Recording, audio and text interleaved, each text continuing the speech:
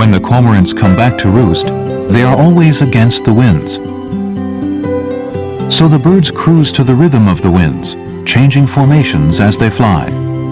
They flap their wings or glide accordingly. There is coordination in the seemingly ever-changing dance.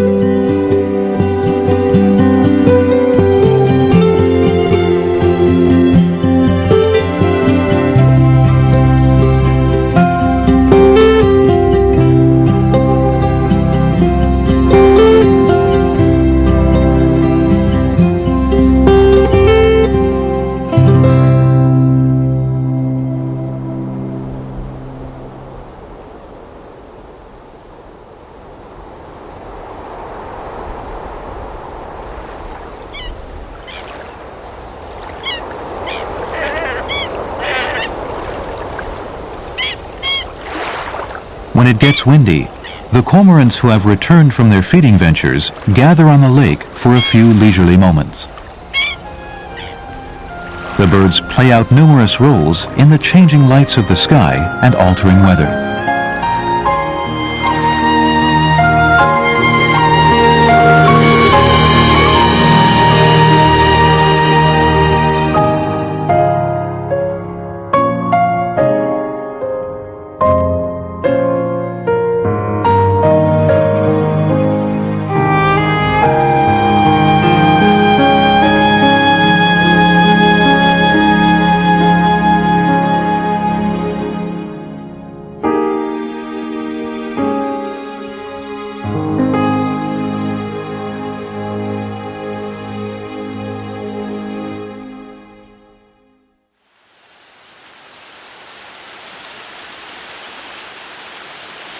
By mid-February, whilst the cold winter gales still carry on, the cormorants discreetly don their breeding plumage. White silky feathers appear on the bird's head and neck. The white patches on the thighs slowly emerge, and the plumage on the whole turns glossy metallic. The cormorant is getting ready for its breeding season in spring.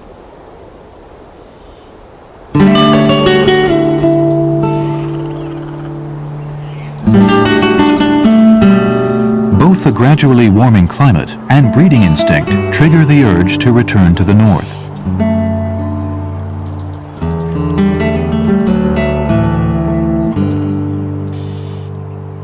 By March, the cormorants start to leave their wintering grounds in batches, and the numbers in Kinmen dwindle.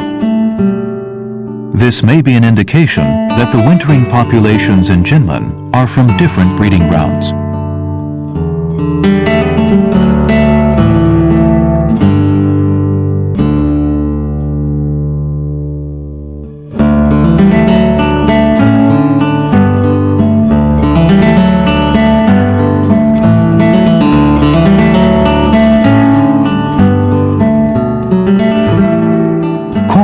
Are by nature cautious birds.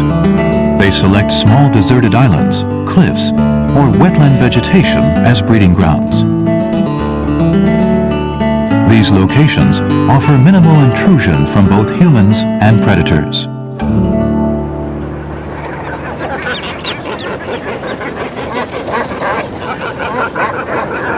During mating, the cormorants engage in a series of displays to attract their mates. A displaying bird will stand in a conspicuous spot, raising and lowering its wings to expose the white patches on its thighs. It will also throw its head backwards and forwards, accompanied by low guttural sounds. A willing male will hop around its intended mate, putting up its crown feathers as well.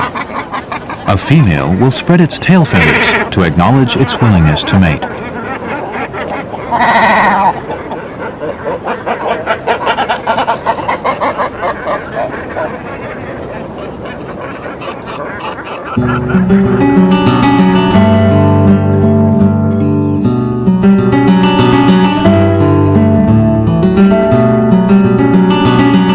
Mating may seem easy, but it is actually quite a feat to accomplish.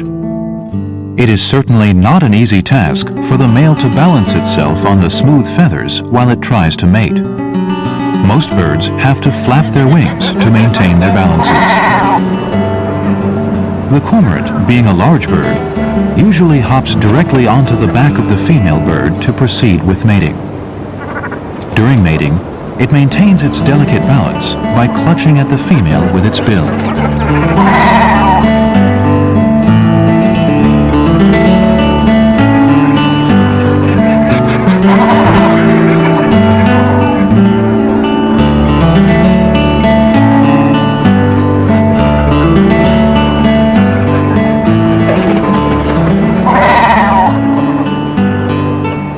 Sometimes, the male cormorant will stand on the back of the female bird and not mate. It is simply expressing its claim on its mate.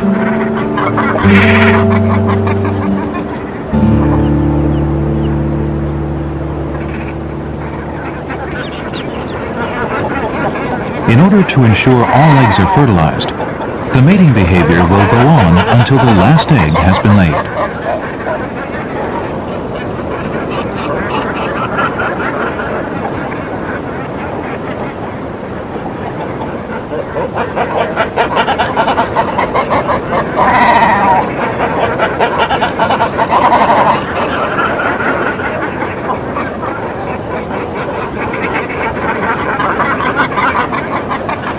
The building of the nest commences with the mating. The male bird looks for materials, while the female bird builds the nest and incubates the eggs.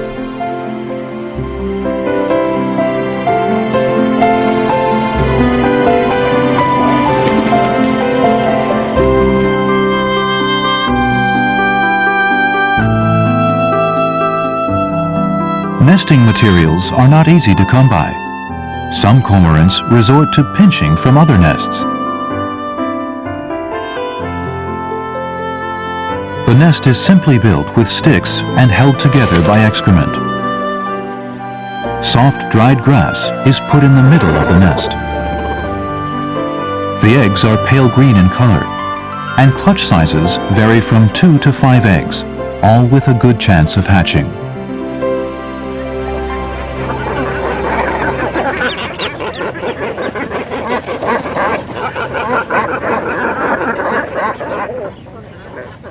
Because of its need to dive and fish, the skin of the cormorant is properly insulated. This explains why the cormorants use their feet instead of their bellies to keep the eggs warm.